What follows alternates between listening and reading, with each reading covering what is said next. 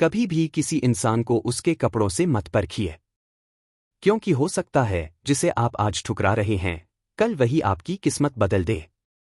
यही कहानी है एक अरबती की जो गरीब बनकर एक शोरूम में गया और एक सेल्समैन ने उसे अपमानित कर भगा दिया। लेकिन सिर्फ कुछ मिनट बाद जो हुआ, उसने वहां मौजूद हर इंसान की रूह हिला दी। मुंबई के साकीनाका इलाके में एक बड़ा सा लग्जरी कार शोरूम था। चमचमाता हुआ, कांच की बड़ी बड़ी दीवारें, अंदर तेज रोशनी और हर तरफ महंगे मॉडल्स की खुशबू। अंदर हर कर्मचारी की चाल ढाल ऐसी होती थी मानो वे किसी बड़े सेलिब्रिटी का स्वागत करने ही तैयार हों। इस शोरूम की खासियत थी कि यहां ऐसे लोगों का आना जाना था जिनके पास करोड़ों रुपए की गाड़ियां खरीदने की औकात हो। लेकिन उस सुबह कुछ अलग होने वाला था। दरवाजा धीरे से खुला और अंदर आया एक आदमी। फटे पुराने ढीले कपड़े, पैरों में घिसे हुए चप्पलें, दाढ़ी बढ़ी हुई। वो बिल्कुल भी इस चमकदार माहौल का हिस्सा नहीं लगता था। वो आदमी था विवेक राजपूत। पर असली पहचान? वह भारत के टॉप 50 अरबतियों में से एक था। विवेक ने तय किया था कि वो अपनी नई कार खरीदने से पहले देखना चाहता है कि लोग एक गरीब इंसान के साथ कैसा व्यवहार करते हैं। वह हमेशा मानता था इंसान की असल पहचान उसके कपड़ों नहीं, उसके दिल की होती है। लेकिन उसके निजी मैनेजरों, दोस्तों और परिवार ने कहा था कि यह करने की कोई जरूरत नहीं है। पर विवेक जिद्दी स्वभाव का था। उसने बदलाव तभी संभव माना जब उसे वास्तविक तस्वीर पता चले। वह धीरे धीरे शोरूम के भीतर चला गया। एक सेल्समैन, जिसका नाम था करण, उसे दूर से देख रहा था। करण शोरूम का सबसे घमंडी और सबसे सेल्स केंद्रित कर्मचारी था। वह सिर्फ पैसे वालों की चापलूसी करता और जो गरीब दिखे, उसे नजरअंदाज करना उसका शौक था। विवेक एक कार के पास जाकर उसे ध्यान से देखने लगा, उसकी बॉडी, इंटीरियर, फीचर्स। वह हर चीज बड़े शांत मन से देख रहा था। ओए, करण चिढ़कर बोला, यहां क्या कर रहा है? यह कोई तमाशा घर नहीं है, समझा? विवेक ने मुस्कुराने की कोशिश की। भाई साहब, मैं बस ये मॉडल देख रहा था। क्या ये गाड़ी कितने की है? करण ने ताना देते हुए जवाब दिया। तेरे जैसे लोग इसकी कीमत सुनकर बेहोश हो जाते हैं। यह तेरे बजट की चीज नहीं है। बाहर जा, किसी और जगह जाके टाइम पास कर। हम यहां काम करते हैं, भीख नहीं देते। विवेक कुछ पल चुप रहा। उसकी आंखों में हल्का सा दर्द था, लेकिन चेहरा शांत। मैं खरीदना चाह रहा था, उसने धीरे से कहा। करण ठहाका लगाकर हंसा। खरीदेगा तू? तुझे देखकर लगता है 2 वक्त का खाना मुश्किल से मिलता होगा। चल निकल यहां से, नहीं तो सिक्योरिटी बुला लूंगा। आसपास खड़े कुछ कर्मचारियों ने भी मजाक उड़ाना शुरू किया। कोई बोला, साहब को सपनों में कार मिली होगी। कोई बोला, इवेंट वाला भिखारी शायद गलती से घुस आया है। विवेक अब भी शांति से बोला, अगर मैं कहूं कि मैं पेमेंट करके अभी कार ले सकता हूं, तो? करण भड़क उठा। ओहो, तू ज्यादा बकवास कर रहा है। क्या जेब में पैसे हैं तेरे पास? दिखा। दिखाना। या फिर फोन पे पेमेंट करेगा, जो रजिस्टर ही नहीं होगा। शोरूम में सन्नाटा छा गया। कुछ ग्राहकों को यह व्यवहार पसंद नहीं आया, वे असहज महसूस कर रहे थे। विवेक ने एक गहरी सांस ली। मैं सिर्फ इंसान की तरह बात कर रहा था। बस इतनी उम्मीद थी। करण ने सिक्योरिटी बुलाकर कहा, इसे बाहर निकालो। बहुत बोल रहा है। 2 गार्ड आगे बढ़े और विवेक को बाहर ले जाने लगे। उसके कदम धीमे हो गए, लेकिन आंखों में एक अजीब सा दृढ़ता का भाव था। जब वे शोरूम के दरवाजे तक पहुंचे, विवेक पीछे मुड़ा और बोला, धन्यवाद। आपने आज मुझे बहुत कुछ सिखाया। करण ने व्यंग्य से कहा, हाँ, जाकर सीख, गरीब लोग अमीर जगहों में नहीं आते। विवेक बिना एक शब्द कहे शोरूम से बाहर निकल गया। पर यह शांत तूफान अभी शुरू ही हुआ था। विवेक शोरूम से बाहर आया, फुटपाथ पर खड़ा हुआ और अपने फोन से एक कॉल किया। प्लान शुरू करें, उसने शांत आवाज में कहा। फोन के दूसरी तरफ उसके निजी सचिव ने जवाब दिया, जी सर। हम 5 मिनट में पहुंच रहे हैं।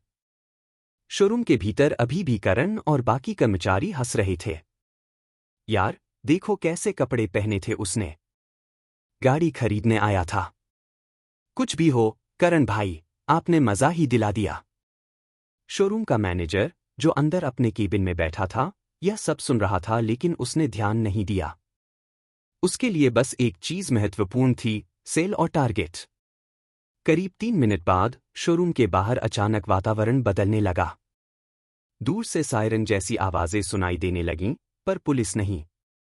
लोग जोर जोर से बोलने लगे, अरबपति विवेक राजपूत आ रहे हैं। अरे वो तो भारत की बड़ी कंपनियों के मालिक हैं। उनका काफिला है शायद। शोरूम का हर कर्मचारी सतर्क हो गया। करण अपनी टाई ठीक करता हुआ बोला, आज सेल्स हो ही जाएगी। अरबपति ही तो चाहिए था। और तभी सड़क पर एक लंबा काफिला दिखाई दिया। 8 काली लग्जरी एसयूवीज, 2 सिक्योरिटी वैन और एक चमचमाती लिमोजीन। सबकी निगाहें उसी लिमोजीन पर टिकी थीं। लोगों की सांसें रुक गईं जब ड्राइवर ने दरवाजा खोला और उसी फटे पुराने कपड़ों वाले आदमी, यानी विवेक, बाहर उतरे। शोरूम के कर्मचारी दंग रह गए। करण की आंखें फटी रह गईं। ये तो वही भिखारी है। सिक्योरिटी टीम ने चारों ओर घेरा बनाया और विवेक सीधे शोरूम की ओर बढ़ा। उसका चेहरा अब शांत नहीं था, बल्कि एक पत्थर जैसी स्थिरता लिए हुए था। उसके पीछे पीछे 5 लोग थे, 4 सिक्योरिटी और एक उसका निजी सचिव। विवेक जैसे ही शोरूम में पहुंचा, हर कर्मचारी पसीने में डूब गया। मैनेजर भागा भागा आया। Sir, welcome sir. प्लीज, ये सब। विवेक ने हाथ उठाते हुए उसे रोका। मुझे सिर्फ करण से बात करनी है। करण के पैरों तले जमीन खिसक चुकी थी। वो डर के मारे आगे आया। विवेक ने उसे तीखी नजरों से देखते हुए कहा, तुम्हें याद है कुछ मिनट पहले तुमने मुझे क्या कहा था? करण की आवाज कांपने लगी। सॉरी सर, मैं आपको पहचान नहीं पाया। विवेक ने हल्के कटाक्ष से कहा, पहचानते तो तुम वैसे लोगों को हो जिनके पास अच्छे कपड़े हों। इंसान को नहीं, कपड़ों को देखते हो। करण ने सिर झुका दिया, पर विवेक अभी रुका नहीं। अगर एक गरीब आदमी सच में कार खरीदने आए, क्या तब भी उसे ऐसे ही अपमानित करोगे? करण कुछ बोल नहीं पाया। उसका चेहरा पीलापन लिए हुए था। बाकी कर्मचारी भी शर्मिंदा खड़े थे। विवेक ने गहरी सांस ली और मैनेजर की ओर देखा। क्या यही आपके शोरूम की ट्रेनिंग है? अमीरों की चापलूसी और गरीबों का अपमान? मैनेजर हकलाता हुआ बोला, नहीं सर, बिल्कुल नहीं सर। विवेक ने चारों ओर देखते हुए कहा, अगर मेरी टीम ने मुझे यहां आने से मना न किया होता तो शायद मैं ये बदसूरत सच कभी न देख पाता। आज मुझे समझ आया कि इस देश में गरीबों का अपमान क्यों होता है। क्योंकि करण जैसे लोग उन्हें इंसान ही नहीं समझते। शोरूम में सन्नाटा छा गया। कोई पिन भी गिरता तो आवाज गूंजती। विवेक ने हाथ उठाया और अपने सचिव से कहा, नोट करें, इस शोरूम को मेरी कंपनी के ब्लैकलिस्ट में डालें।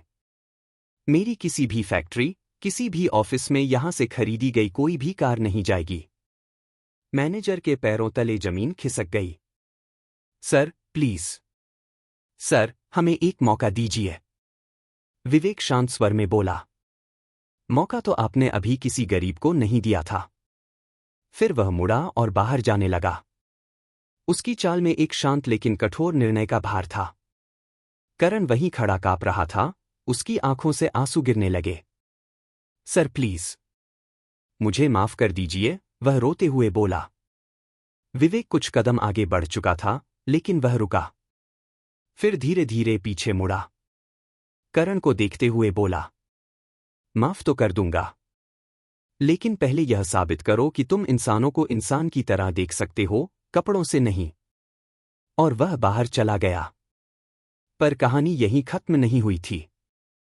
अगले दिन यह घटना पूरे सोशल मीडिया पर छा गई। अरबपति को गरीब समझकर भगाया गया। शोरूम का सेल्समैन बर्खास्त। विवेक राजपूत ने दिया बड़ा जवाब। हर जगह यही चर्चा थी। टीवी चैनलों से लेकर ऑनलाइन न्यूज़ पोर्टल्स तक हर कोई इस मामले को कवर कर रहा था। शोरूम के मालिक ने तुरंत करण को निकाल दिया, लेकिन यह विवेक की समस्या का समाधान नहीं था। वह सोच रहा था, क्या सिर्फ एक इंसान को निकाल देने से समाज बदल जाएगा? नहीं, बदलाव कुछ करने से आता है। उस रात विवेक अपने ऑफिस में देर तक बैठा रहा। उसकी आंखों में चमक थी, जैसे कोई नया विचार जन्म ले चुका हो। कुछ दिनों बाद उसने एक प्रेस कॉन्फ्रेंस बुलाई। सैकड़ों पत्रकार मौजूद थे। लोग सांस रोककर इंतजार कर रहे थे कि वो क्या कहेंगे। विवेक मंच पर आया और बोला, पिछले हफ्ते मैंने एक अनुभव किया जिसने मेरी सोच को हिला दिया। आज मैं सिर्फ एक शिकायत लेकर नहीं आया हूं, बल्कि एक समाधान लेकर आया हूं। सब पत्रकार चकित हो गए। विवेक आगे बोला, मैं मानव सम्मान अभियान शुरू कर रहा हूं। इस अभियान के तहत मेरे 20 करोड़ रुपए से एक प्रोग्राम चलेगा जिसमें हर बड़े शोरूम, होटल, बैंक और पब्लिक जगहों पर स्टाफ के लिए सहानुभूति और मानवता की ट्रेनिंग अनिवार्य होगी। भले ही ग्राहक गरीब हो या अमीर, हर किसी को सम्मान मिले। लोग तालियां बजाने लगे। मीडिया में यह खबर आग की तरह फैल गई। उधर करण, वो अपने घर में टूटा हुआ बैठा था। नौकरी गई, नाम बदनाम हुआ और सबसे बड़ी बात, उसे अपनी गलती का एहसास हुआ। वह बार बार विवेक के शब्द याद करता, मुझे माफ कर दूंगा, लेकिन पहले यह साबित करो कि तुम इंसान को इंसान की तरह देख सकते हो। करण ने फैसला किया कि वह खुद को बदलेगा। कुछ दिनों बाद वह विवेक के ऑफिस पहुंच गया। सिक्योरिटी ने रोकने की कोशिश की, लेकिन करण ने विनती की, मैं माफी नहीं, इंसान बनने आया हूं। सूचना अंदर गई और विवेक ने उसे बुलवा लिया। करण अंदर आया। उसकी आंखों में पछतावा था। सर, मैं आपको क्या बताऊं? उस दिन के बाद मैंने हर चीज पर सोचने की कोशिश की। मैं समझ गया कि मैं कितना अहंकारी और संवेदनहीन बन चुका था। मैं नौकरी नहीं चाहता, बस आपसे सीखना चाहता हूं कि मैं खुद को कैसे बदलूं। विवेक ने हल्की मुस्कान दी। गलती हर कोई करता है, लेकिन बदलने का साहस बहुत कम लोगों में होता है। तुम उनमें से एक हो। करण के चेहरे पर आशा की चमक आ गई। विवेक ने कहा, अगर सच में बदलना चाहते हो तो मेरे मानव सम्मान अभियान में काम करो। तुम वहां लोगों को बताओगे कि एक ग्राहक सिर्फ पैसे नहीं, इज्जत भी लेकर आता है। करण की आंखें नम हो गईं। वह विवेक के पैरों पर गिर गया। सर, आपने मुझे जिंदगी का दूसरा मौका दिया है। विवेक ने उसे उठाया और कहा, हर इंसान को मिलना चाहिए। कुछ महीनों बाद करण एक बड़े मंच पर खड़ा था। सैकड़ों कर्मचारियों को ट्रेनिंग दे रहा था। कभी भी किसी इंसान को उसके कपड़ों से मत परखिए, क्योंकि जिसे आप आज ठुकरा रहे हैं, कल वही आपकी दुनिया बदल सकता है। भीड़ तालियों से गूंज उठी। दूर खड़ा विवेक यह सब देख रहा था और उसके चेहरे पर संतोष का भाव था। शोरूम वाली घटना ने न सिर्फ एक सिस्टम बदला, बल्कि एक इंसान को इंसानियत सिखा दी। और यही थी असली जीत।